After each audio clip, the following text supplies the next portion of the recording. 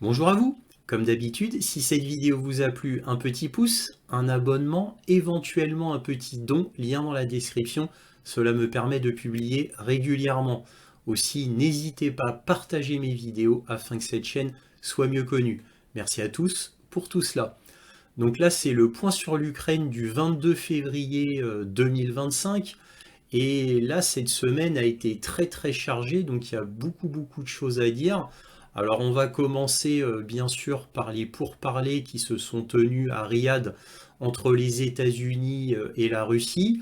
Comme chacun sait maintenant, bien sûr, Trump a décidé de ne pas inviter l'Union européenne et l'Ukraine, mais ça, je vous l'avais déjà dit. Donc en gros, pas de surprise, ça s'est déroulé comme prévu. Donc les interlocuteurs principaux, bah, c'était Marc Rubio côté américain, Lavrov côté russe, bien sûr. Bon, il était aussi épaulé de Outchakov côté russe.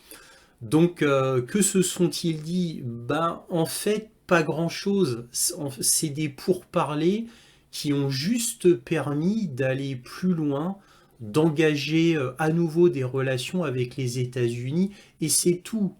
Par contre, ce que Lavrov a dit après les pourparlers et qui est très intéressant, outre qu'il a dit qu'il n'y avait aucune décision qui avait été prise, qu'aucune négociation n'avait été faite pendant ces pourparlers à Riyad, il a quand même ajouté, bah, évidemment, que c'était une bonne chose, que ce que dit Trump est très positif, mais que la Russie n'avait pas oublié les trahisons concernant Minsk 1 et Minsk 2. Et donc il y aurait un long chemin encore à parcourir afin que les négociations aboutissent, qu'il y avait un pont de confiance à rebâtir. Donc tout cela côté russe nous amène à penser que effectivement le chemin va être long et tortueux avant que la Russie n'ait à nouveau confiance aux États-Unis et que ben, les États-Unis puissent à nouveau avoir des relations entre guillemets normales, si c'est encore possible, avec la Russie. Donc ça, c'était pour les pourparlers de Riyad pour entamer les chemins de la négociation. Donc encore une fois, je le répète, ce n'était qu'une introduction, ce qui s'est passé à Riyad. Bon, ensuite, on a eu Zelensky qui a fait des déclarations catastrophiques. Hein, c'est vraiment, il connaît vraiment pas Donald Trump, car Zelensky s'est permis de dire que Donald Trump vivait dans une bulle de désinformation. Alors évidemment, ça n'a pas du tout plu à Donald Trump qui a immédiatement répondu, et aussi J.D. Vance qui a répondu en disant que dire de mauvaises choses sur Donald Trump ne pouvait amener que sur une contre-attaque évidemment de Donald Trump, puisque Donald Trump étant ce qu'il est, bah, c'est comme ça. Donc J.D. Vance, il a dit que c'était vraiment un mauvais calcul de dire de mauvaises choses sur le président des États-Unis, et là il parlait de Zelensky. Donc il a appuyé la colère de Donald Trump.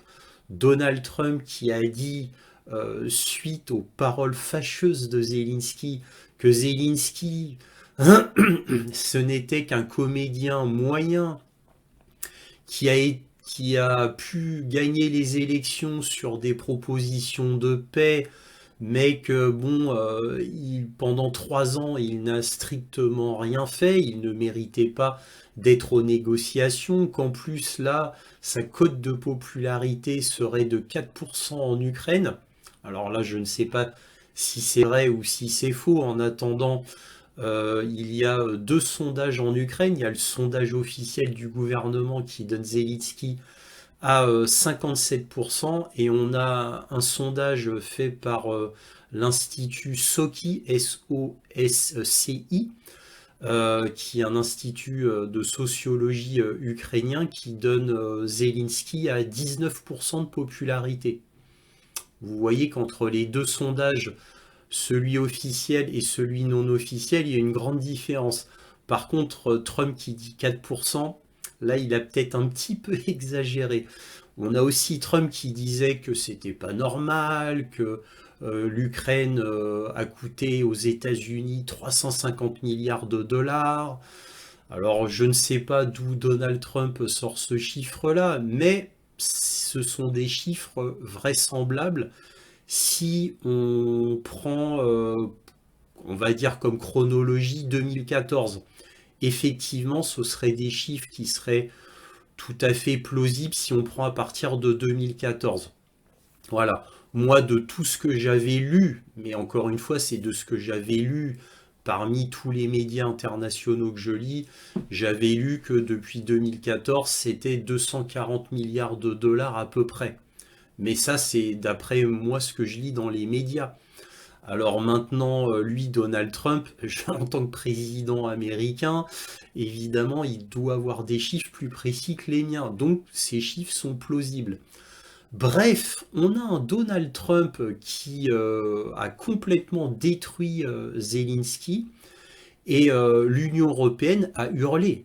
Évidemment, l'Union européenne hurle. On a les grands médias qui disent ça y est, Trump est complètement avec Poutine, Poutine doit se réjouir. Donc ils sont en panique, les Occidentaux, et d'ailleurs tellement en panique que, ben, n'oublions pas que Macron a fait une réunion d'urgence à l'Élysée en invitant 7 chefs d'État, donc les acharnés, hein.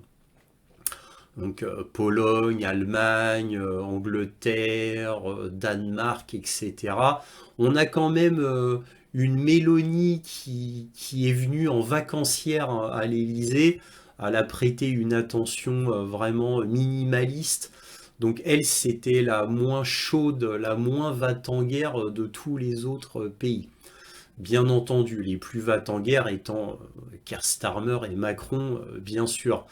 D'ailleurs, durant cette conférence à l'Élysée, on a quand même Macron et Keir Starmer qui étaient d'accord pour envoyer des troupes en Ukraine, encore une fois, et on a la Pologne et l'Allemagne, surtout l'Allemagne, qui ont catégoriquement refusé d'envoyer des troupes sur place.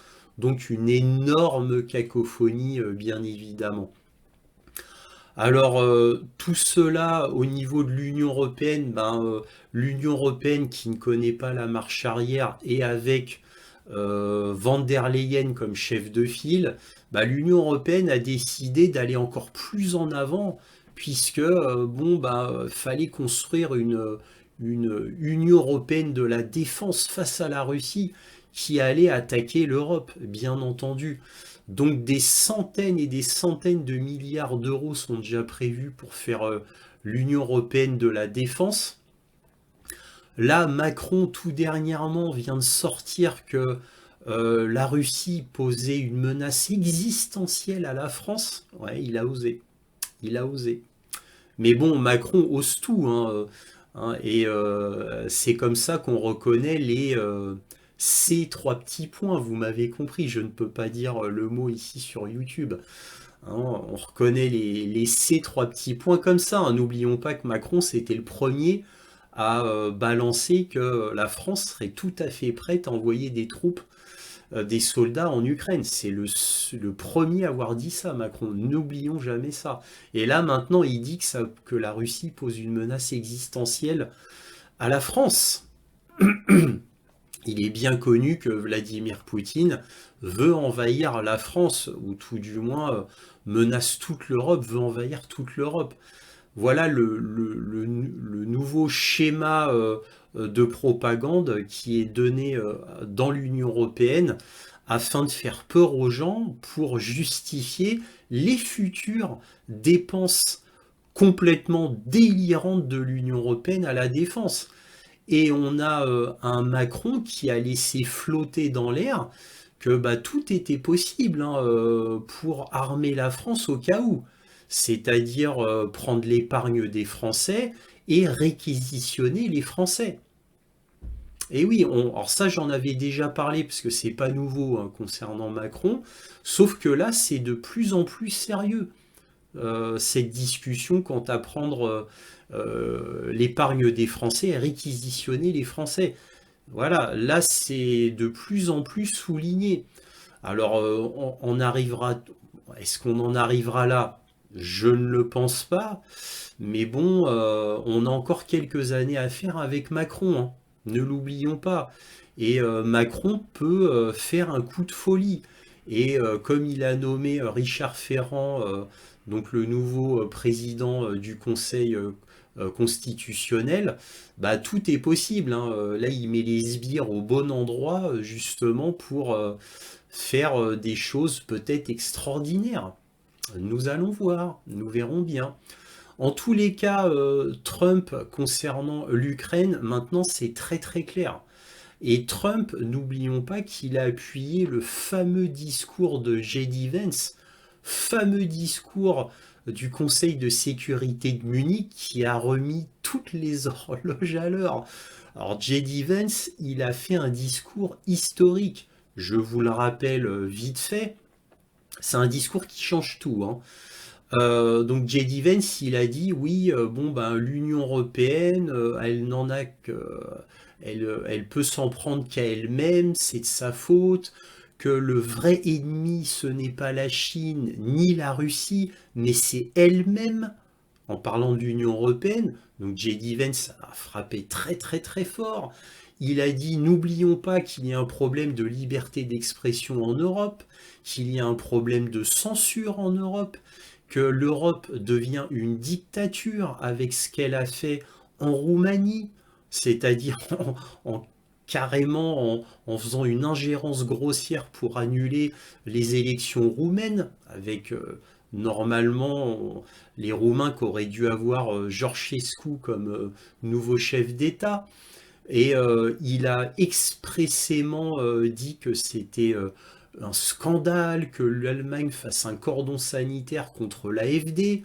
J.D. Vance qui a bien donné son, on va dire, pas son accord, mais on va dire son soutien à l'AfD. Donc tout cela a retourné complètement l'Union européenne qui est en pure panique. Donc on a tout l'Occident qui est en pure panique. Alors tout l'Occident maintenant hors États-Unis, et oui, hein, on a un Donald Trump qui s'est engagé contre l'État profond pour la liberté d'expression et il tient parole avec l'appui d'Elon Musk. Elon Musk qui lui aussi, comme J.D. Vance, a donné son soutien à l'AfD, a dénoncé les magouilles de l'Union européenne concernant la Roumanie, mais Elon Musk, il a été plus loin, il a dénoncé aussi ce qui s'était passé en Moldavie. Donc, bref, on va très très très très loin dans l'antisystème, quoi. On va dire l'antisystème, l'ancien système. Espérons qu'on pourra dire l'ancien système encore longtemps, c'est-à-dire le système démocrate, le système wokiste, pro-LGBT, donc toutes ces choses-là dont le nouveau gouvernement de Trump combat. Et n'oublions pas que là, l'Union européenne, les grands médias occidentaux, pareil, paniquent parce que euh, tout est confirmé concernant le gouvernement Trump, c'est-à-dire on a un RFK qui a été nommé chef du ministre, quand il est devenu ministre de la Santé, donc il va remettre les pendules à l'heure là-dessus. On a Tulsi Gabbard qui est devenue la directrice des agences de renseignement, donc en gros, elle devient la chef de la CIA, de la NSA, du FBI et bien d'autres encore, donc un poste ultra, ultra puissant. En fait, sa nomination coupe l'herbe sous le pied directement à l'État profond, dont l'emblème est la CIA, bien évidemment. Donc c'est une terrible nouvelle pour Ursula von der Leyen et l'Union européenne. Terrible nouvelle. Et on a euh, euh, Kesh Patel qui a été nommé patron du FBI. Donc, bon, bref, une catastrophe totale, c'est-à-dire à quelqu'un qui est vraiment comme Donald Trump, il a été confirmé.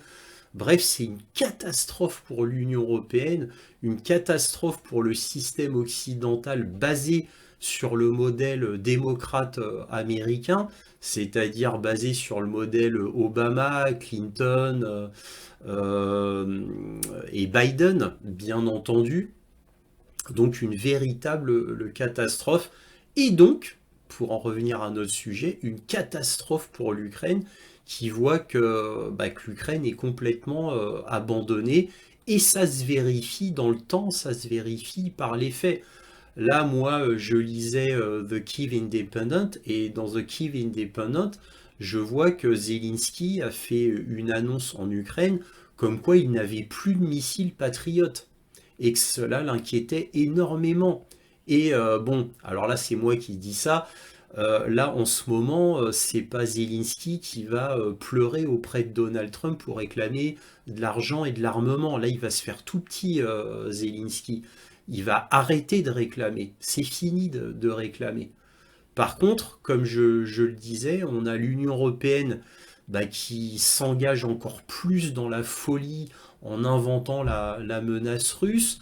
Donc c'est extrêmement grave pour l'Union européenne puisque cette folie dépensière pour faire une nouvelle défense européenne va coûter, comme je le disais, des centaines et des centaines de milliards d'euros. Elle sera prête dans combien de temps cette défense européenne? Dans des années et des années, bien entendu, si elle se fait. Si elle se fait. Parce qu'évidemment, là, il faut l'accord des 27. Vous vous doutez bien qu'il y aura peut-être 3 pays, à minima, qui vont dire non. Je pense à la Serbie, à la Hongrie, à la Slovaquie. À minima. À minima.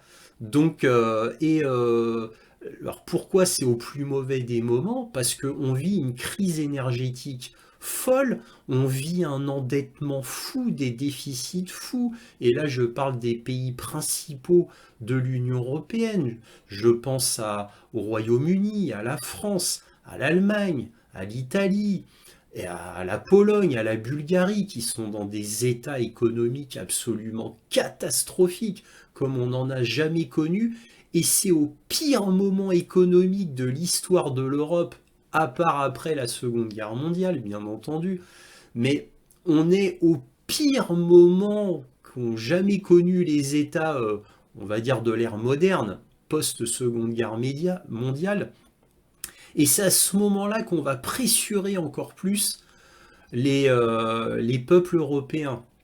On va avoir des dettes encore plus grandes, des déficits encore plus grands. Et pourquoi? Pour une menace fantôme. Et oui, pour une menace créée de toutes pièces. Et encore une fois, je reprends les mots de J.D. Vance, qui disait la vérité, c'est-à-dire que la plus grande menace de l'Union européenne, eh bien c'est l'Union européenne elle-même et non pas la Chine et la Russie, en particulier la Russie.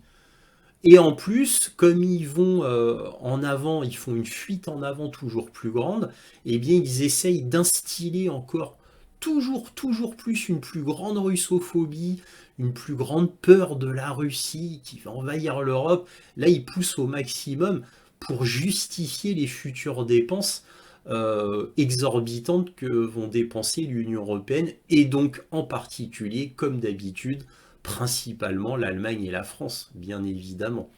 Bien évidemment. Donc, pas de référendum, évidemment, aucun référendum ne sera fait pour nous demander notre avis.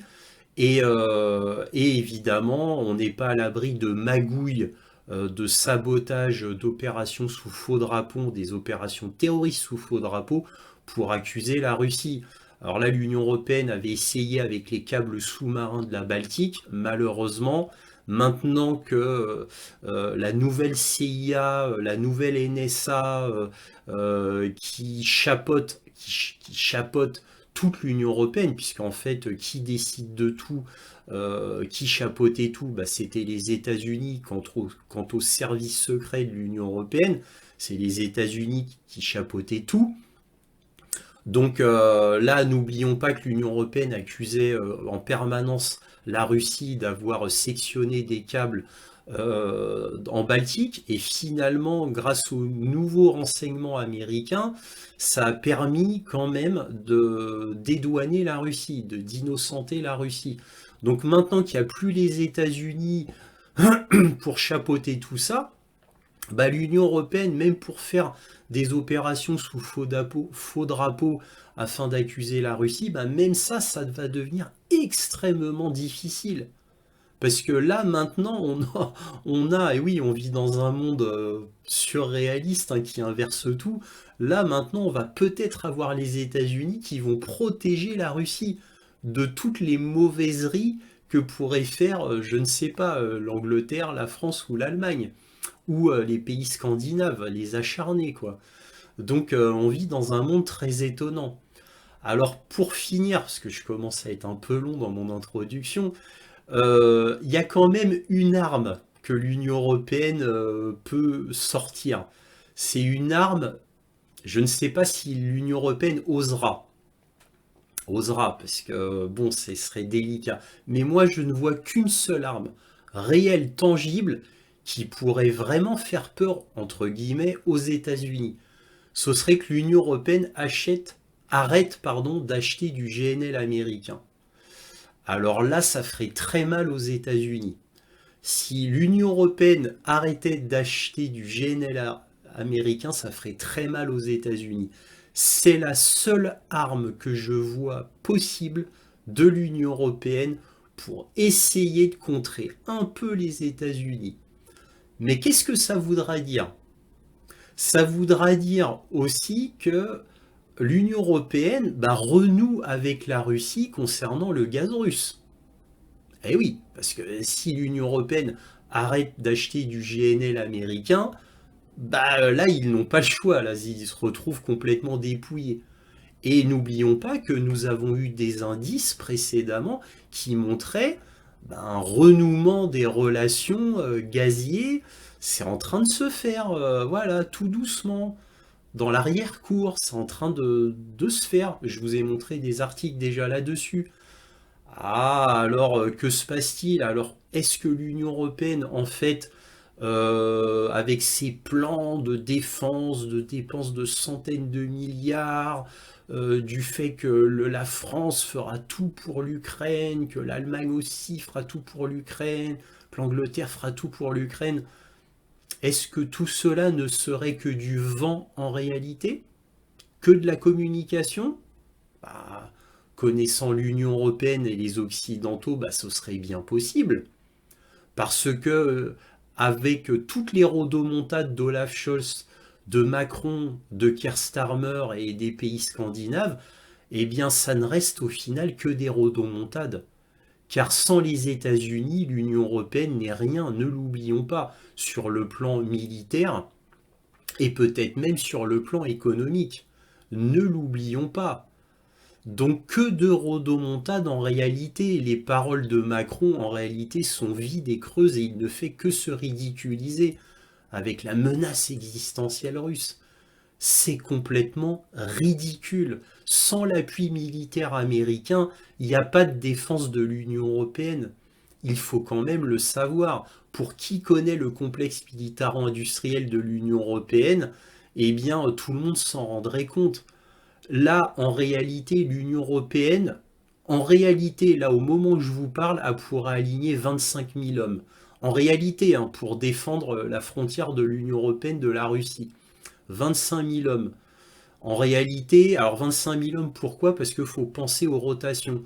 En réalité, elle pourra aligner 120 000 hommes, mais comme on doit penser aux rotations, la logistique, etc., en fait, ça ne ferait, d'après ce que je sais, que 25 000 combattants. Je dis bien combattants. 120 000 hommes en tout pour faire cette fameuse armée de l'Union européenne et 25 000 en réalité qui seraient disponibles aux frontières. C'est-à-dire qui pourraient effectivement combattre. Et je ne vous parle même pas de l'équipement de l'Union européenne qui est complètement ridicule. Alors pourquoi ridicule? Parce qu'ils ont tout donné à l'Ukraine. Tout. Et ils continuent. Ils continuent de donner à l'Ukraine au moment où je vous parle. Voilà, donc vous voyez le ridicule de la chose, on est des nains au niveau militaire concernant l'Union européenne, on est des nains et on a tout donné à l'Ukraine qui a tout détruit, voilà, l'Ukraine a tout détruit face à la Russie. Donc voilà ce qu'il en est en réalité du complexe militaro-industriel de l'Union européenne. Voilà, en réalité on pourrait avoir que 120 000 hommes en tout, en tout. Bref, c'est ridicule, c'est absolument ridicule, mais c'est comme ça. Alors dans cette vidéo, on va parler de bien d'autres sujets. Là, j'ai été vraiment très long parce que c'était très riche, mais on va parler dans cette vidéo de bien d'autres sujets extrêmement intéressants. Donc ne manquez pas cela. Il n'y aura pas de carte militaire dans le point sur l'Ukraine. Maintenant, je vais mettre la carte militaire le lundi. Voilà, afin de réduire un tant soit peu la taille, la longueur de ma vidéo. Voilà, donc la carte militaire, maintenant, ce sera à part et ça paraîtra le lundi. Voilà, commençons. Alors on va commencer par un journal américain, antiwar.com, qui nous dit Trump qualifie Zelensky de dictateur qui a fait un travail terrible. Les commentaires de Trump interviennent après que Zelensky a déclaré que le président américain vivait dans un espace de désinformation. Mercredi, le président Trump a qualifié le président ukrainien de Volodymyr Zelensky de dictateur qui a fait un travail terrible, alors que les deux dirigeants échangent des critiques dans un contexte de diplomatie renouvelée des États-Unis avec la Russie. Pensez-y, un comédien à succès modeste, Volodymyr Zelensky, a convaincu les États-Unis d'Amérique de dépenser 350 milliards de dollars pour entrer dans une guerre qui ne pouvait pas être gagnée, qui n'a jamais eu à commencer, mais une guerre que lui, sans les États-Unis et Trump, ne pourrait jamais régler. Donc ça, c'est ce que a écrit Trump sur son réseau Truth Social. Donc vous notez là, dans ce que dit Trump, il dit des choses intéressantes. Bon, les États-Unis auraient dépensé 350 milliards de dollars, comme je vous l'ai dit en introduction, je pense qu'il parle depuis 2014. Et là, ces chiffres feraient sens. Hein. N'oublions pas les 30 biolabs qu'il a bien fallu construire, qui ont coûté une fortune, les 12 bases de la CIA construites à l'est de l'Ukraine, les fortifications de l'Ukraine, faire des forteresses un peu partout en Ukraine, construire des hangars à avions, des dépôts de munitions, des dépôts de carburant, etc., etc. Bref, on comprend que ça a pu coûter cela, mais depuis 2014. Par contre, ce sera un chiffre bien exagéré s'il comptait à partir de février 2022. Ensuite, il dit une autre chose qui est très intéressante. Pour entrer dans une guerre qui ne pouvait pas être gagnée. Vous voyez tout cela? Ça, c'est ce que je vous dis depuis le début. C'est-à-dire depuis quasiment presque 3 ans, depuis 2 ans et demi. C'est-à-dire que l'Ukraine n'avait aucune chance, même s'il y avait l'OTAN derrière. Donc ça, c'est bien que Trump le dise. Donc évidemment, encore une fois, Trump, je pense qu'il n'aurait pas dit cela si Zelensky n'avait pas déclaré qu'il vivait dans un espace de désinformation. Donc en gros, ça veut dire en résumé que bon, Trump est un petit peu un gros naïf, qui croit tout ce qu'on lui dit. Bon là, Zelensky n'aurait pas tout à fait tort là-dessus. Mais bon, bref, ça veut dire que Trump serait un peu bébête, quoi, en gros, qui gobe tout ce qu'on lui dit. Donc évidemment, Trump a été très en colère après cela. Bref, c'est pas fini. Alors là, on a un article du New York Times qui nous dit les États-Unis refusent de qualifier la Russie d'agresseur dans la déclaration du G7 sur l'invasion. L'opposition américaine a un projet de déclaration du groupe du G7 marquant le 3e anniversaire de l'attaque russe contre l'Ukraine intervient après que le président a accusé Kiev d'avoir déclenché la guerre. Bon, là, il y a deux choses. Première chose, bon, quand on reprend les propos de Trump, Trump n'a jamais accusé Kiev d'avoir déclenché la guerre. Ça, c'est une exagération qui a été pervertie par les grands médias pour attaquer encore plus fort Trump. En réalité, quand on reprend les propos de Trump, il n'a jamais dit ça. Il a accusé Zelensky de n'avoir rien fait pendant 3 ans et que ça a mené à cette guerre-là, guerre qui n'aurait jamais dû exister si Zelensky avait négocié dès le début avec Poutine. Voilà ce qu'a dit Trump en réalité. Donc vous voyez la désinformation déjà Tout ça pour augmenter les tensions, c'est fait exprès, des grands médias. Donc désinformation des grands médias pour faussement accuser Trump. Bon, alors maintenant, à ce qu'il y a de plus intéressant, pourquoi Trump a retiré tous les propos du projet de déclaration du G7 qui, dans le formulaire, disait que la Russie était l'agresseur vis-à-vis de l'Ukraine. Trump a demandé que ça soit retiré. Alors pourquoi? Alors, moi qui écoutais les bruits de coulisses de la Maison-Blanche avec les propos de certains sénateurs américains, en fait, ce serait suite à l'heure et demie qu'a passé Trump à parler avec Poutine. Et apparemment, d'après les bruits de couloir que j'ai pu lire, en fait, Poutine aurait expliqué, apparemment pour la première fois concernant Trump, la vraie origine de la guerre d'Ukraine.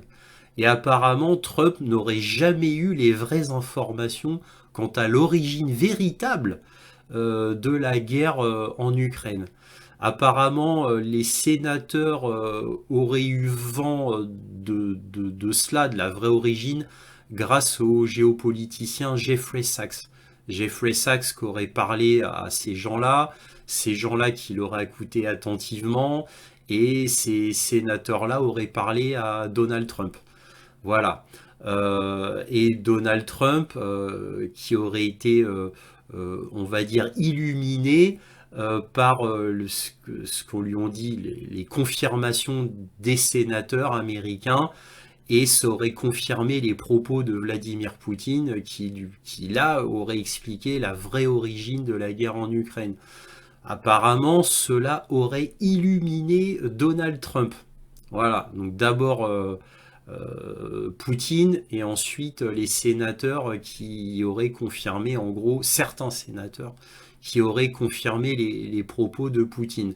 Et c'est à partir de là que Donald Trump aurait décidé d'enlever que le mot agresseur, donc la Russie ne serait plus l'agresseur. Hein, vous vous souvenez, au début de la guerre, tous les médias n'arrêtaient pas de nous dire tout le temps, tous les jours, que la Russie avait envahi l'Ukraine, alors que la Russie n'avait pas été provoquée. Ils n'arrêtaient pas de répéter ça. Unprovoked en anglais. Unprovoked war, c'est-à-dire une guerre non provoquée par l'Ukraine. Ils n'arrêtaient pas de nous dire ça. Voilà ce que j'ai pu, moi, avoir comme information. Alors évidemment, je ne peux rien confirmer de tout ça. Est-ce vrai, est-ce faux? Je ne le sais pas. Mais c'est les bruits de couloir que j'ai pu obtenir. Et qui sont cohérents. Au moins, ils sont cohérents. Alors ici, un autre article explosif d'Anadolu Ajansi qui nous dit « Trump affirme que Poutine n'a pas besoin de conclure un accord avec l'Ukraine. Parce que s'il le voulait, il aurait le pays tout entier. » Trump a déclaré que Zelensky a participé à des réunions pendant 3 ans et que rien n'a été fait. Là, Trump dit « Je ne pense donc pas qu'il soit très important qu'il soit présent aux réunions, pour être honnête avec vous. » Donc ça, c'est ce qu'il a dit lors d'une intervention sur Fox News Radio. Donc c'est fort ce qu'il dit, hein, que Poutine n'a pas besoin de conclure un accord, parce que s'il le voulait, il aurait le pays tout entier. Bah oui, c'est ce que je vous dis moi depuis des mois et des mois dans les points sur l'Ukraine, puisque Poutine est victorieux. Donc celui qui est victorieux décide de tout, et s'il le veut, il prend tout. C'est l'avantage d'être vainqueur. Donc Trump a raison, et là il faut admettre que Trump est très très lucide sur ce cas-là. Donc c'est déjà une bonne chose. Alors là, très vite, parce que c'est pas vraiment intéressant, mais bon, c'est officiel. Reuters qui nous dit la Russie exclut toute concession territoriale à la veille des négociations avec l'équipe de Trump. Oui, bon, ça c'était à Riyad. Très vite le résumé, Poutine envoie Lavrov et Utchakov à la rencontre des Américains. Rubio, Waltz et Witkoff dans la délégation américaine. Lavrov dit « Il ne sert à rien d'avoir les Européens à la table des négociations ». Lavrov affirme qu'il n'y aura pas de concession territoriale. Bon, tout ça, ça n'a rien de surprenant, c'était une véritable évidence. Dès le début, Trump avait dit qu'il n'y aurait pas l'Union européenne et l'Ukraine lors des pourparlers. Voilà, donc c'est confirmé physiquement et la Russie est victorieuse. Il est bien évident qu'elle ne ferait aucune concession territoriale. Mieux même, il est bien possible que la Russie continue à prendre d'autres oblasts. Mais ça, nous verrons bien. Enfin, dernières informations très intéressantes. À la fin du sommet de Riyad, la Russie a exigé que toutes les forces de l'OTAN et toutes les forces américaines soient retirées de l'Europe de l'Est pour une renormalisation des relations Russie-États-Unis. Donc ça, c'était une exigence, ce qui expliquerait peut-être que on entend Trump menacer de retirer les forces américaines d'Europe. Donc voilà, ceci expliquerait cela. Alors ça a été révélé par le Financial Times. Et donc c'est une information qui est en réalité vraiment explosive parce que si vraiment les Américains, pour renormaliser les relations États-Unis-Russie, faisaient ça, ce serait absolument catastrophique pour l'Union européenne qui se retrouverait complètement dénudée face à la menace fantôme russe. Alors là, un article d'Associated Press qui nous dit les États-Unis ont présenté à l'Ukraine un document pour accéder à ces minéraux, vous voyez, toutes les ressources, mais n'ont presque rien offert en échange. Alors ça, je vous en ai déjà parlé de long en large, donc très vite. Les États-Unis ont demandé aux Ukrainiens de prendre 50% de leurs ressources naturelles pour se payer sur la bête et à hauteur d'environ 500 milliards de dollars. Et en échange, les États-Unis aideraient un petit peu à la reconstruction de l'Ukraine. Bon, c'est ridicule comme demande, parce que si l'Ukraine a 50% de ressources en moins à revendre aux pays étrangers, bah, c'est d'autant moins de revenus, alors que l'Ukraine n'a plus de revenus, est complètement désespérée, a un déficit et des dettes de fou. Donc voilà, elle aurait besoin de 300% de ses ressources de minéraux et de ressources naturelles en réalité. Mais bon, bref, c'est ridicule. Ça voudrait dire anéantir à jamais l'Ukraine. Bon, là, Zelensky a quand même eu un mouvement sensé et a dit non, a refusé de signer ce qu'avaient présenté les États-Unis, qui était, je dois l'avouer, scandaleux. Même pour Trump, fallait quand même oser pour présenter ça à Zelensky, hein. Donc là, Zelensky, bah, il a fait quelque chose de tout à fait sensé, c'est-à-dire il a refusé cet accord.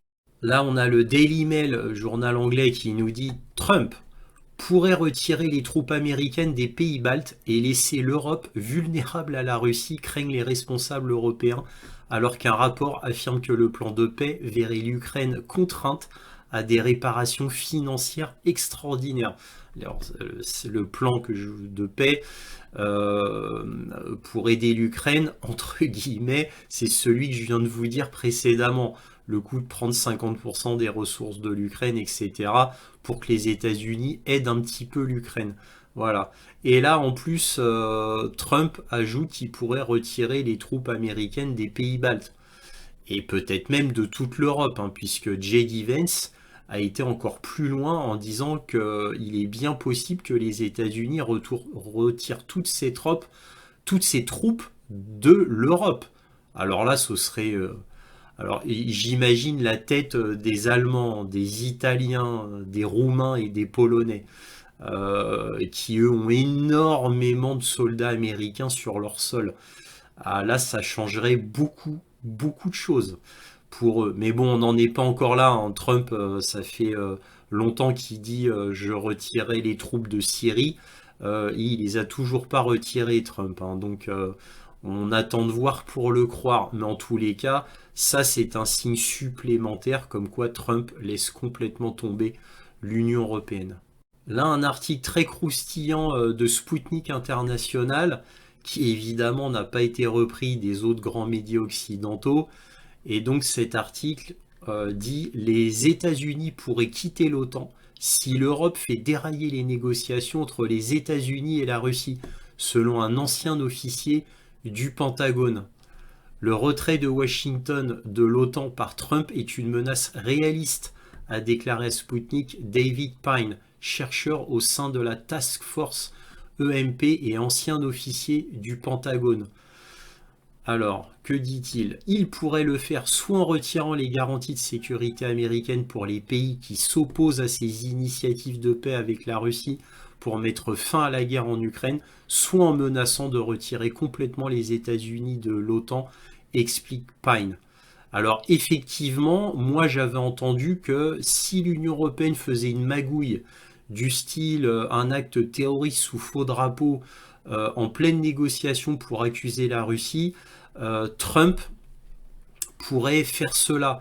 Moi aussi je l'ai entendu d'une autre source, mais dit autrement. Donc effectivement, ça pourrait mettre gravement en colère Trump si jamais l'Union européenne faisait quelque chose de très stupide, c'est-à-dire une attaque terroriste sous faux drapeau pour accuser la Russie ensuite. Nous verrons bien. Bon, je pense pas que là l'Union européenne fasse cela. Je ne le pense pas. Je pense quand même qu'ils vont finir par comprendre que ça ne sert à rien et que c'est juste se mettre une balle dans le pied. J'espère qu'il résonne encore comme ça. Mais bon, nous verrons bien. J'avoue que je suis pas sûr de cela, mais nous verrons bien. Alors ici un article de Die Welt qui nous dit, avec une seule phrase, les rêves de millions d'Ukrainiens ont été froidement enterrés. Avec ses déclarations sur la guerre en Ukraine, le secrétaire américain à la défense Exef a pris l'OTAN au dépourvu. L'Europe devra assumer seule la tâche d'assurer une éventuelle paix en Ukraine. Mais des doutes subsistent au sein de l'OTAN quant à la capacité des Européens à relever le défi. Bah oui, c'est ce que je vous ai dit en introduction. L'état militaire de l'Union européenne est catastrophique. Sans les États-Unis, l'Union européenne militairement n'est rien, absolument rien. Bon, face à la Russie, bien sûr, ou face à la Chine, par exemple, bien entendu. Donc là, c'est la panique. On est toujours dans un état de panique qui ne fait qu'aller crescendo avec de telles annonces. Là, on voit que l'administration Trump pousse absolument jusqu'au bout. Donc tout ce qu'a dit Trump lors de la campagne présidentielle, eh bien, est en train de se concrétiser. Voilà, donc là, l'Union européenne n'était pas encore en totale panique tant que les choses ne se réalisaient pas dans la réalité, mais malheureusement, ils se prennent en pleine face, justement, le mur des réalités. Et là, ça fait très très mal. Ici, un article du journal français CNews qui nous dit « Guerre en Ukraine. Les services secrets danois alertent sur une possible attaque russe contre l'Europe d'ici à 5 ans. » Alors bon, voilà, classique. Alors les Danois, ça fait 2 fois qu'ils nous font le coup, qu'ils nous alertent. Mais on a eu aussi les Allemands, on a eu aussi la Lituanie, on a eu aussi la Pologne qui alertait que voilà, d'ici quelques années, il est bien possible que la Russie attaque l'Europe. Bon là, ça devient un peu plus précis, d'ici à 5 ans. Bon, bref, on est toujours dans la propagande de terreur, parce qu'il faut bien toujours animer une russophobie, préparer les esprits à une future guerre avec la Russie. Bon, ça continue, ils n'ont toujours pas lâché le morceau. Mais bon, quand on a un Olaf Scholz, un Macron, un Keir Starmer, évidemment, nulle surprise, avec des acharnés comme ça, ils ne connaissent pas la marche arrière, c'est la fuite en avant. Peut-être qu'il va falloir que Trump tape vraiment sur la table, par exemple en se retirant complètement de l'OTAN, pour que l'Union européenne finisse par lâcher le morceau et arrête cette russophobie et cette peur qu'ils entretiennent dans la population d'une attaque russe. Peut-être qu'il faudra que Trump en arrive là. Nous verrons bien. Alors là, je vous ai fait un petit florilège de gros titres de l'AFP, AFP News, très très intéressant, très édifiant, qui en dit long sur le fait que l'Union européenne soit complètement désespérée. Là, regardez certains gros titres. Trump confirme qu'il ne voit pas l'Ukraine dans l'OTAN parce que la Russie ne le permettrait pas. Ça, c'est les propos de Donald Trump, hein.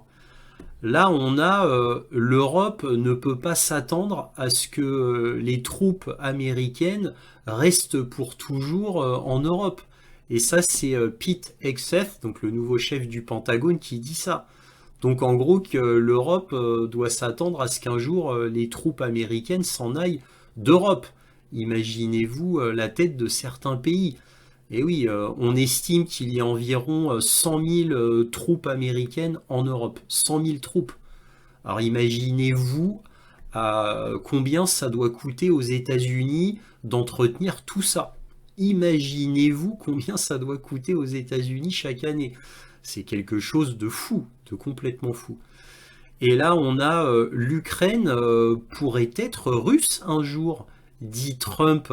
Donc alors là, alors, le fait de dire ça, je crois que c'est le pire. Je crois que là, pour les grands médias occidentaux, ça a été le pire. C'était la chose la plus terrible à entendre pour les grands médias. Et même pour l'Union européenne d'ailleurs, que l'Ukraine pourrait être russe un jour. Alors là, c'est fou là pour eux. Trump dit que la Russie, qu'il verrait bien la Russie à nouveau dans le G7. Bon, alors c'est pour que la Russie revienne dans le G7, ça devienne le G8.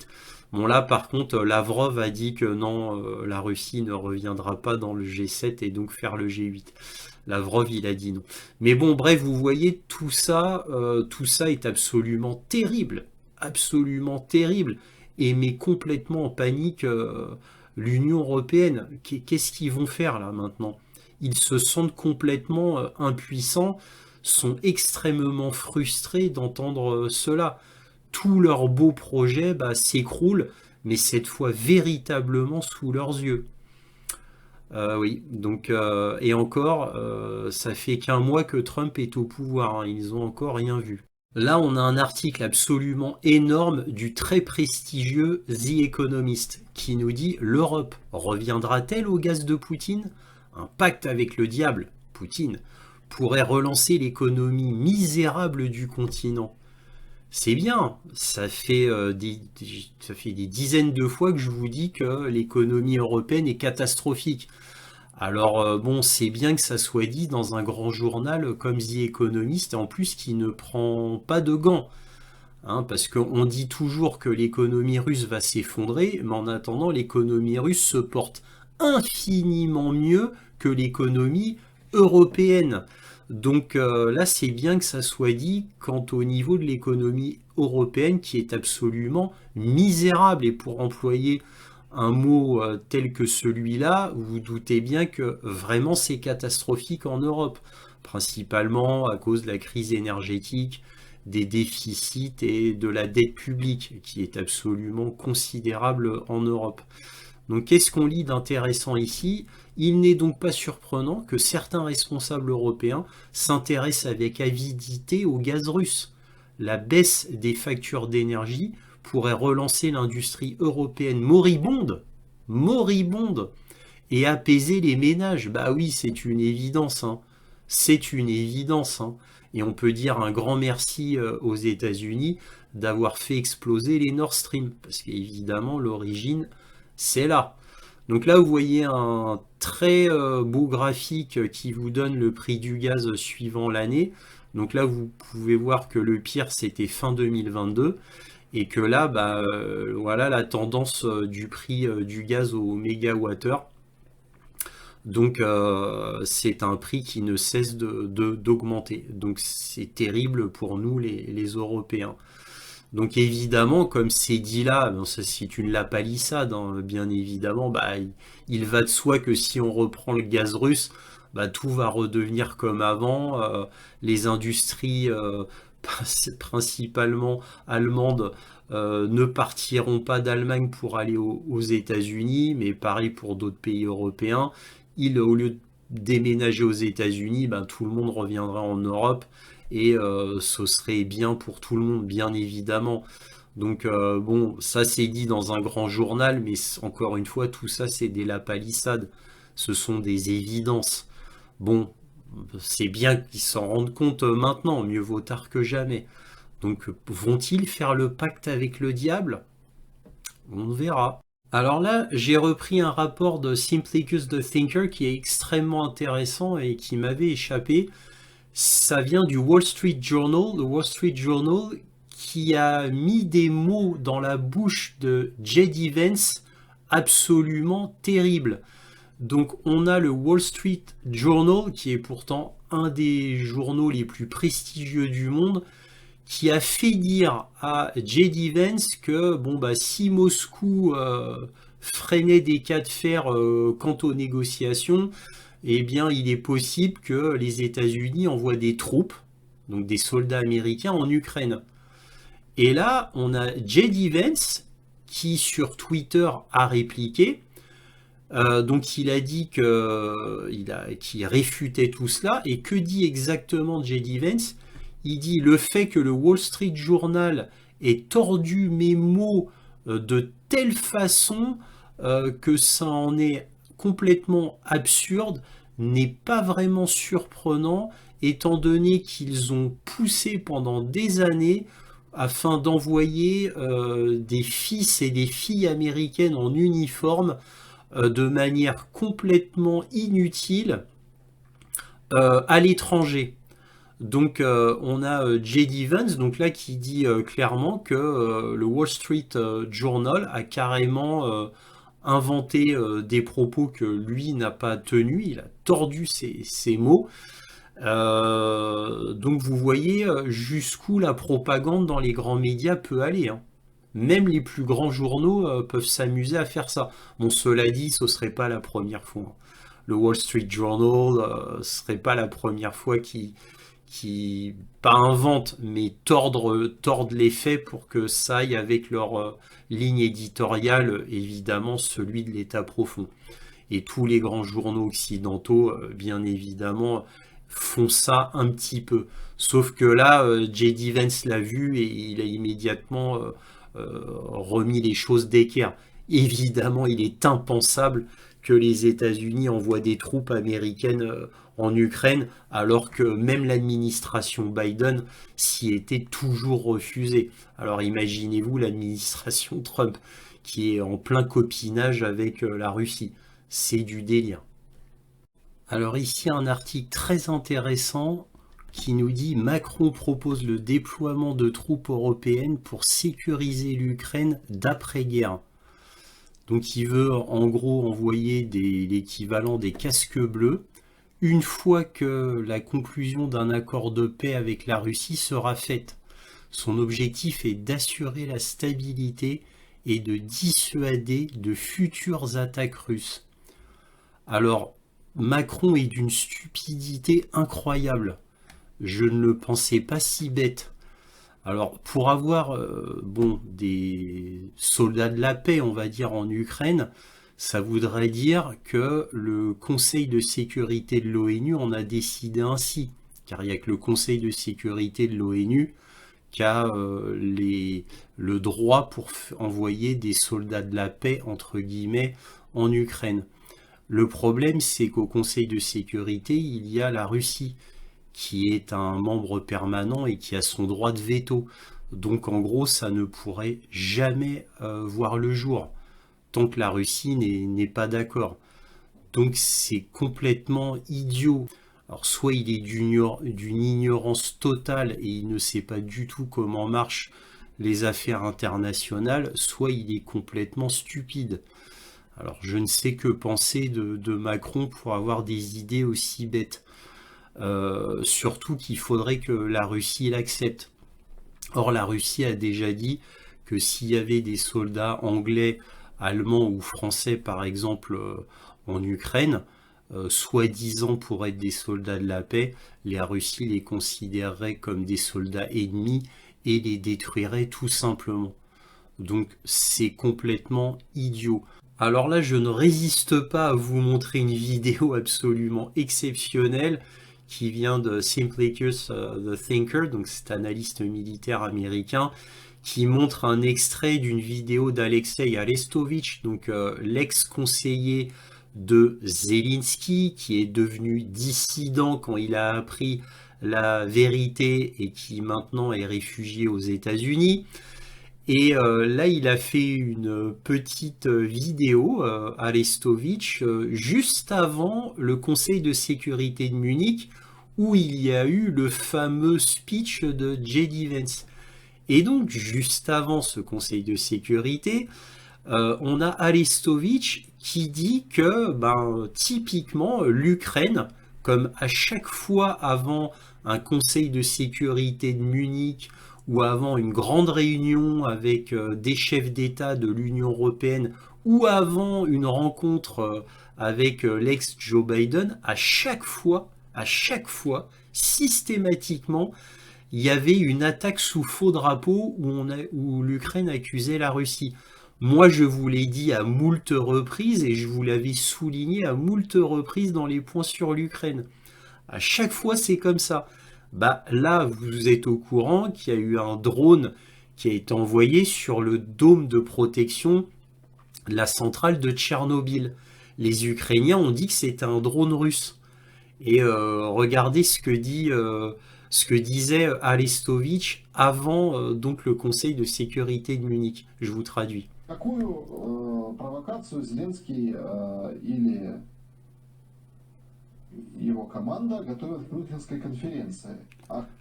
Alors là, on a le journaliste ukrainien, un journaliste ukrainien, qui dit mais est-ce que Zelensky pourrait faire une provocation juste avant la conférence de Munich? Alors pourquoi ce journaliste dit ça à Arestovitch? C'est parce que, encore une fois, je le répète, les Ukrainiens font ça systématiquement, à chaque veille de grande réunion. Ça doit être une provocation contre les Russes. Et là, il dit, je vois bien un drone qui va sur le toit du Kremlin ou une centrale nucléaire. Oui. Voilà, donc après, ça continue. Donc pour faire une provocation contre les Russes, bien évidemment, juste avant la conférence, pour que ça donne du grain à moudre à Zelensky. Voilà. Et vous voyez, Arestovitch l'a dit lui-même. Donc il avait prévu qu'il y aurait une provocation. Évidemment que le drone envoyé sur le dôme de Tchernobyl est un drone ukrainien, bien évidemment. À qui profite le crime? Quel serait l'intérêt des Russes de faire cela? En pleine détente avec les États-Unis, en pleine détente. C'est du plus haut ridicule, Mais Zelensky, le gouvernement de Zelensky est tellement dans le pathétique et le grotesque que on est dans ces actes pathétiques.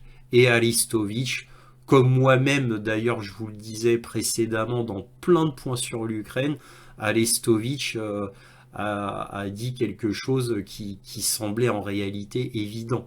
C'était une prédiction facile à faire pour nous tous, comme le dit Simplicus the Thinker.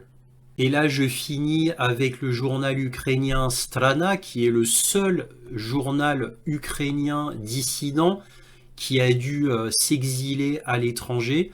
Et là, Strana nous dit l'Ukraine perd 40% de sa production de gaz après des frappes de missiles russes, et qui est repris de Reuters.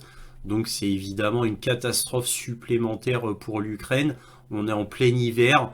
Il y a quelques jours, il a fait moins 8 degrés à Kiev. Donc c'est une catastrophe, puisque en plus de tout ce que les Ukrainiens subissent, et bien maintenant leur propre production de gaz est frappée. Donc c'est absolument terrible pour l'Ukraine.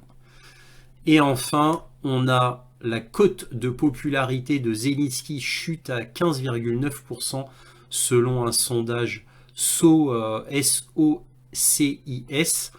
Donc toujours d'après Strana, la cote de popularité de Zelensky est de 15,9%.